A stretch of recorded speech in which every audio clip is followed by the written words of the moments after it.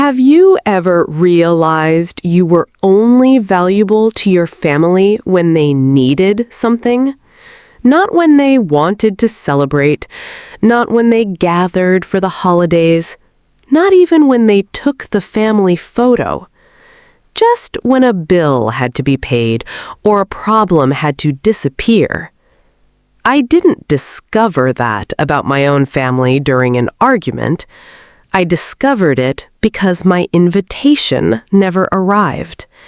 And by the time they finally realized their mistake, it was already too late to stop what had been set in motion. After years of quietly supporting her family without recognition, 38-year-old financial auditor Natalie Brooks discovers she's been deliberately excluded from her grandfather's long-awaited family reunion because her divorced status is considered an embarrassment. She decides not to argue, not to beg, and not to create a scene. Instead, she quietly uncovers a forgotten letter and a decades-old family agreement that forces everyone to confront a truth they've ignored for years.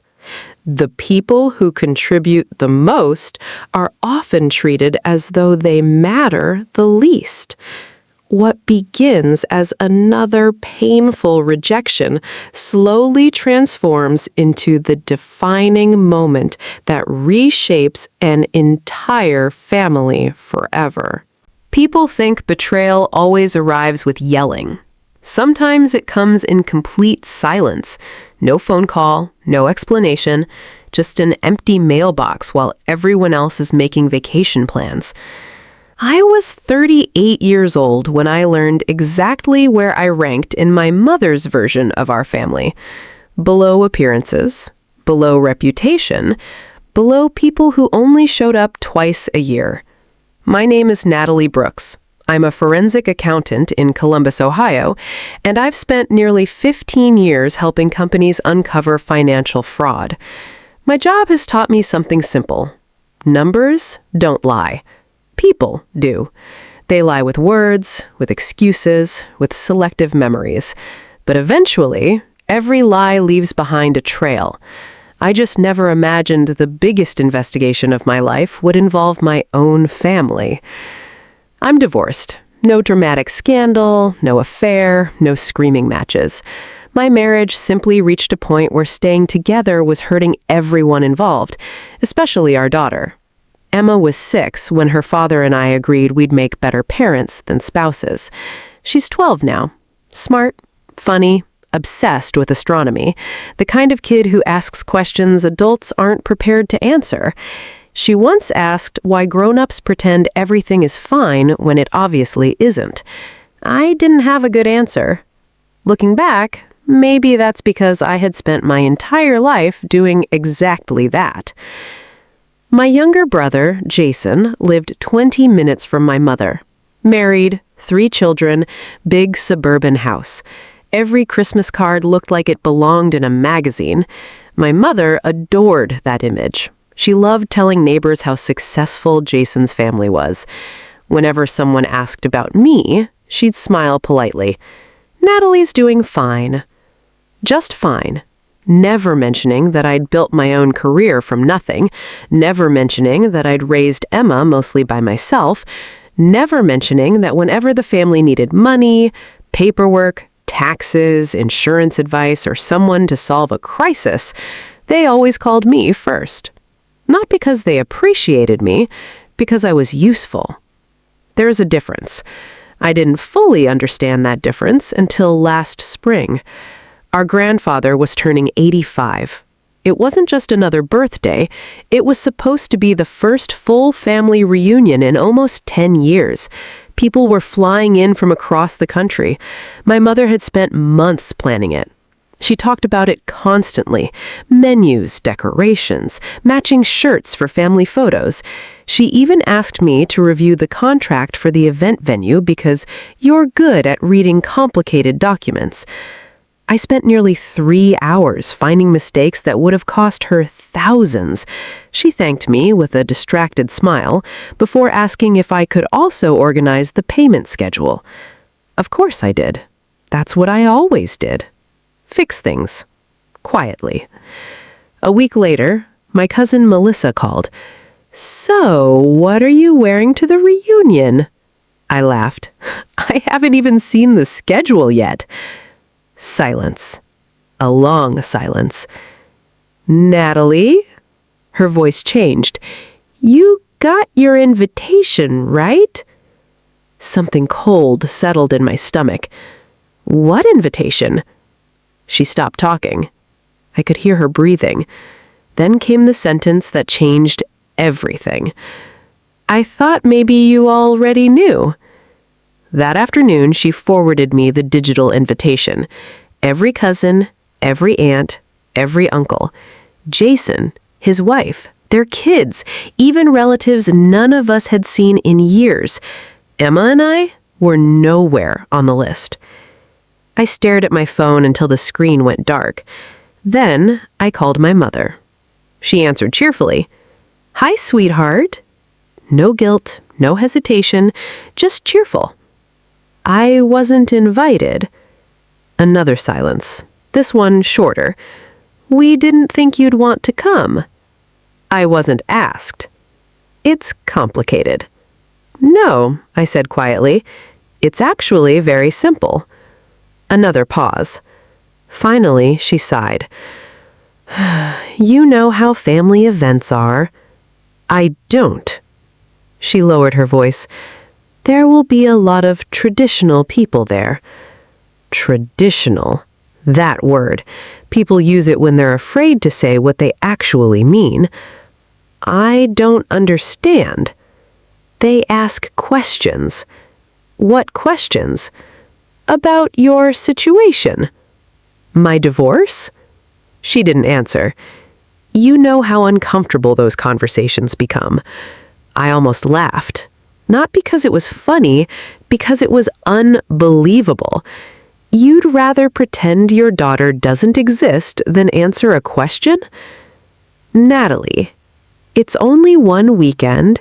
We're trying to avoid unnecessary drama." There it was. The real reason. I wasn't excluded because of anything I'd done. I was excluded because someone might notice I didn't fit the perfect picture my mother wanted hanging on the wall. I thanked her for being honest. She sounded relieved, as though I expected her to argue. Instead, I hung up. Emma found me sitting in the kitchen an hour later. "You okay?" I smiled. "Yeah." She tilted her head. "That's your fake smile." Kids always know. I told her we'd probably spend reunion weekend doing something fun ourselves. She shrugged. "That's okay." Then she said something that nearly broke me. "I didn't think Grandma liked me very much anyway." Children notice everything, even when adults pretend they don't. That night, I couldn't sleep.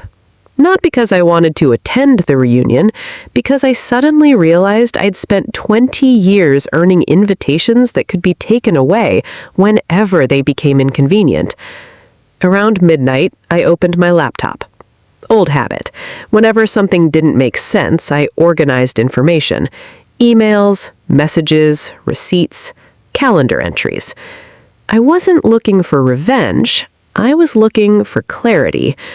What I found surprised me.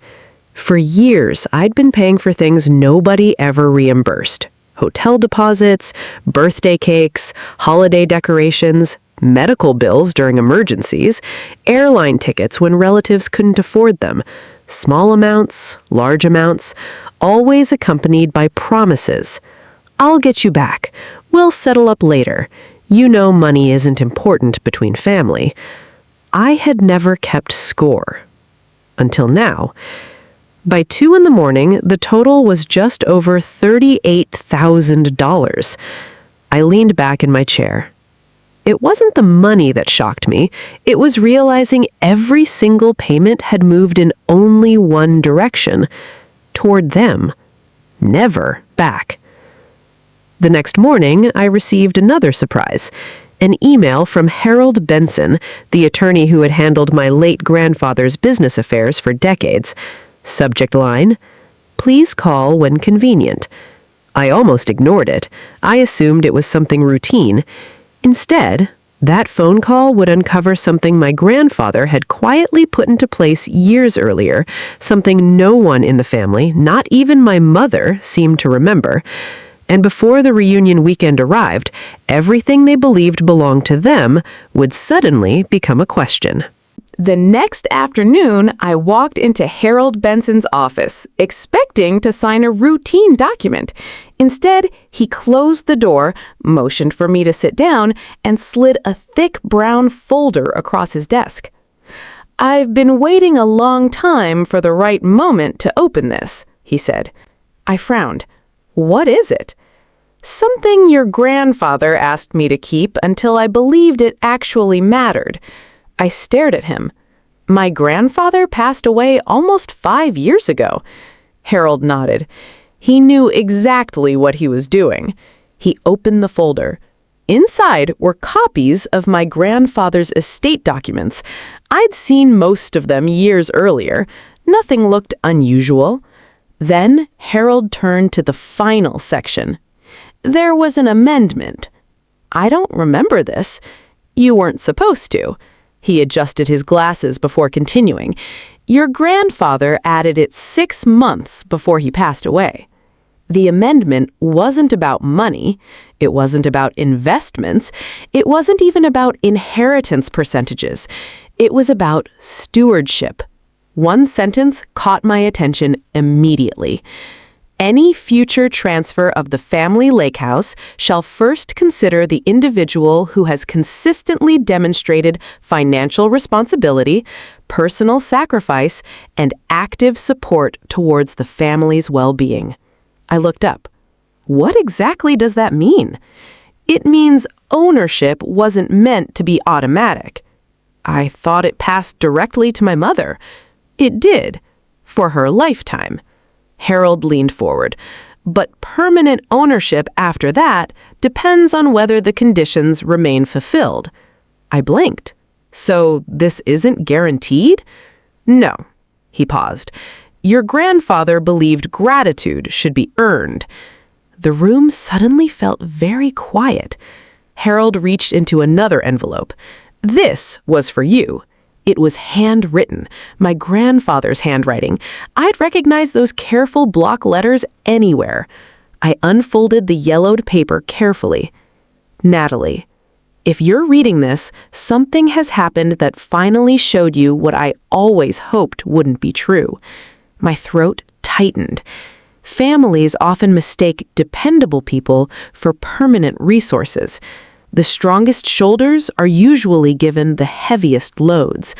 Don't confuse being needed with being valued. I stopped reading. I couldn't, not yet. Harold waited patiently. When he wrote that, he said softly, he wasn't worried about money. He was worried about you. I looked down again. One day you'll have to decide whether keeping the peace is worth losing your self-respect. When that day comes, choose yourself. I folded the letter carefully. My grandfather had been gone for years, yet somehow he understood exactly what I would become before I ever did. Harold wasn't finished. There's something else. He pulled out a ledger, a real paper ledger. Every loan, every repayment, every repair made to the lake house over nearly 30 years. One column had names, another had amounts, another had notes. As I turned the pages, one pattern became impossible to ignore. Every time something expensive happened, roof repairs, property taxes, emergency plumbing, insurance increases, one name appeared over and over. Mine.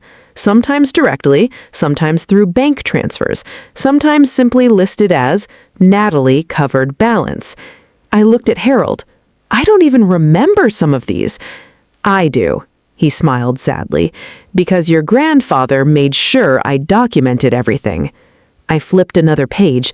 Jason's column looked very different. Several promised contributions, very few completed ones. Then, another surprise. At the back of the ledger, every unpaid family loan had been totaled, nearly $64,000. I stared in disbelief. I never asked for any of this back. I know, Harold nodded. Neither did your grandfather. Then why keep records? His answer stayed with me long after I left, because generous people deserve witnesses. For the next several days, my phone became strangely quiet. Normally, my family called constantly. Questions, favors, last-minute emergencies. Nothing. Almost as if everyone suddenly remembered I existed only after realizing I had stopped volunteering. Then Jason called. His voice sounded unusually friendly. "Hey, sis." "Hi." "So," he hesitated. "I heard Mom finally talk to you." "She did." "I know she's old-fashioned." I stayed silent. "But you know she didn't mean anything personal." "Interesting. When people begin defending someone before you've accused them, they're usually defending themselves." Jason cleared his throat. "Listen, we could still use your help." "With what?" "The seating chart." I almost laughed, not because it was funny, because it was predictable. I wasn't welcome at the reunion, but my organizational skills still were. "I'm busy." "You've always helped." "Not this time." Silence. "Natalie." "What?" "It'll be easier if everyone just moves on." Moves on from being erased? I thanked him for calling, then ended the conversation. 3 days later, my cousin Melissa showed up at my front door carrying coffee. I figured you could use this. We sat on my porch while Emma played with the neighbor's dog. Melissa looked embarrassed. "I should have told you sooner." "You didn't create this." I still feel guilty. She hesitated before speaking again. "Do you know what your mom's been telling everyone?" I shook my head. "That you were too busy to come." I smiled. Of course she had. Protecting appearances. Always. Melissa sighed. "Most people believed her." "That's okay." "No." She looked directly at me. "It's really not." Then she handed me her phone. Someone accidentally posted the reunion planning group chat publicly before deleting it. A screenshot survived. Message after message filled the screen. Let's avoid awkward conversations. The pictures should look traditional. It'll just create questions. Maybe Natalie can visit Grandpa another time. Then came the final message, from my mother. "This is for the family who stayed together." I read that sentence 3 times. Not because I misunderstood it, because I finally understood everything. It had never been about my divorce. It had never been about appearances. It was about punishment. In her mind, leaving an unhappy marriage had disqualified me from belonging. That realization hurt, but it also did something unexpected. It removed every last trace of guilt. For the first time in years, I stopped wondering what I had done wrong, because the answer was simple. Nothing. I had simply refused to keep pretending, and people who depend on pretending rarely forgive those who choose honesty. That evening, Harold called again. "The reunion is Saturday, correct?" "Yes." "I think you should bring your grandfather's letter." "I wasn't planning on going." "I know." He paused.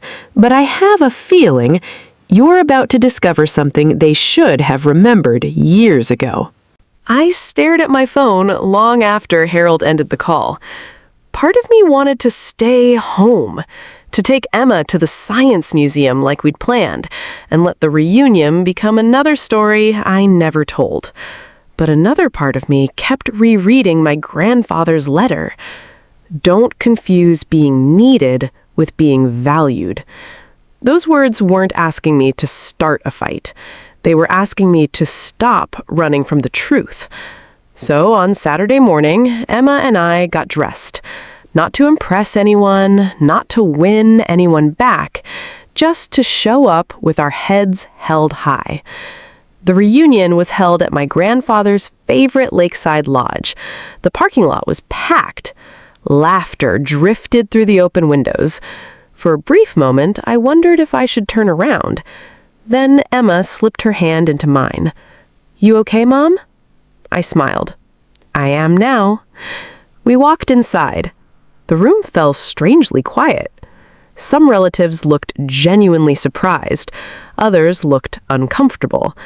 My mother looked annoyed. "Natalie," she forced a smile. "I thought you weren't coming." "I wasn't invited." A few heads turned immediately. She glanced around the room before lowering her voice. "This isn't the time." "I agree." I wasn't there to argue. I greeted my cousins. I hugged my grandfather's younger sister. I complimented the decorations. Then I sat quietly beside Emma. For nearly an hour, I said almost nothing. I simply watched. Watched people laugh, watched old stories being retold, watched my mother enjoy the image she'd spent months creating. Then came the family presentation, a slideshow of old photographs, pictures from birthdays, vacations, Christmas mornings, my grandfather fishing with the grandchildren. As photo after photo appeared, something became impossible to ignore. I was barely in them. Whenever I did appear, I was in the background, serving food, holding coats, taking the picture instead of being in it. Emma leaned toward me. "Were you always the photographer?" I swallowed. "Most of the time." She nodded thoughtfully. "I think Grandpa noticed." Her words caught me off guard. "What makes you say that?" She pointed to the final photograph. My grandfather and I sat alone on the dock years earlier. No one else, just the two of us talking. He wasn't looking at the camera. He was looking at me, smiling. The slideshow ended. Everyone applauded. Then my mother stepped forward. "I just want to thank everyone who has always been there for this family." Always. There was that word again. She invited Jason beside her. Together, they accepted applause as if they'd built the family themselves. I looked at Harold. He gave a small nod. It wasn't permission. It was reassurance. I stood. "Would anyone mind if I shared one final memory of Grandpa?" The room grew quiet. No one objected. I walked to the front holding only a single envelope. "My grandfather taught me many things." I paused. But one lesson didn't make sense until recently. I unfolded the letter. This was written a few months before he passed away. I read it exactly as he had written it. No dramatic pauses, no added emotion, just his words. Families often mistake dependable people for permanent resources. Several relatives exchanged glances. The strongest shoulders are usually given the heaviest loads. The room became completely silent. Don't confuse being needed with being valued. My mother's smile disappeared. I continued.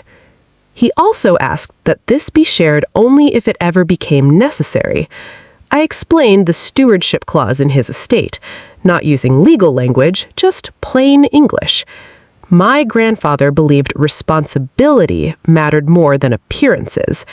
He believed showing up mattered more than looking perfect. No one interrupted. Jason looked confused. My mother looked pale. Then Harold quietly stood. "I can confirm everything Natalie has shared." His calm voice carried through the room. "The documents remain legally valid." Whispers spread across the tables. One of my uncles asked, "You mean the lake house isn't automatically staying with Diane forever?" Harold answered carefully.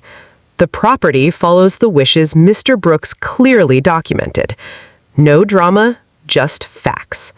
My mother suddenly spoke. "So this is what this is about." Her voice shook. "You want my house?" I looked her directly. "No." I've never wanted your house. I wanted a mother who didn't treat me like a problem to hide. Silence. I wanted my daughter to feel like she belonged. Emma squeezed my hand. I wanted to stop earning love through usefulness. Nobody moved. Nobody spoke. My cousin Melissa quietly wiped away tears. Then something happened I never expected. My great-aunt Eleanor slowly stood. She was 82, the oldest person in the room. I've stayed quiet for too many years. Every eye turned toward her. She looked at my mother.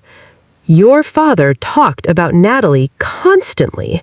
He worried she carried everyone. He admired her. Then she looked around the room.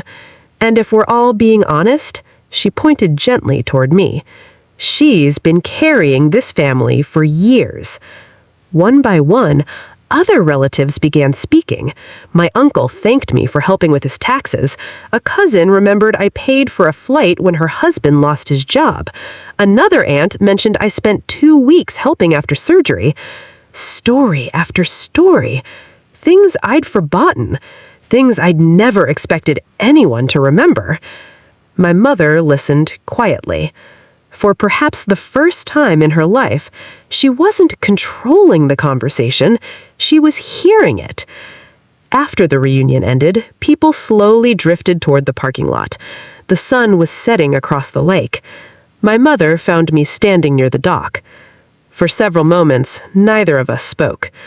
Finally, she asked, "Why didn't you ever tell me how much this hurt?" I looked out across the water. Because children aren't supposed to convince their parents to love them. She closed her eyes. I thought I was protecting the family. You were protecting an image. There was a difference, a painful one. She nodded slowly. I see that now. It wasn't a perfect apology. It wasn't even a complete one, but it was honest. For us, that was new. Over the following months, things changed. Not overnight. Trust doesn't grow that way. My mother began visiting Emma regularly, not out of obligation, out of choice. Jason surprised me by repaying one of the oldest loans I'd completely forgotten about, then another. He admitted he'd never realized how much I'd quietly handled.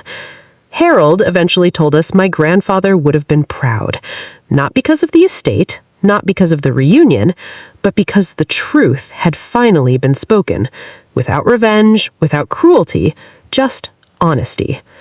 As for the lake house, nothing changed. My mother continued living there exactly as my grandfather intended. I never challenged that. I never wanted to. Some victories aren't about taking something away. Sometimes the greatest victory is making sure people finally see what was always there. If you're enjoying stories about family, resilience, and the quiet strength it takes to stand up for yourself, don't forget to like this video and subscribe. We share new, emotional, true-style stories every week, and you won't want to miss the next one. A few weeks ago, Emma asked me something while we were looking through old photo albums. Mom, if Grandpa were still here, do you think he'd be proud of us? I smiled before answering. I think he already was.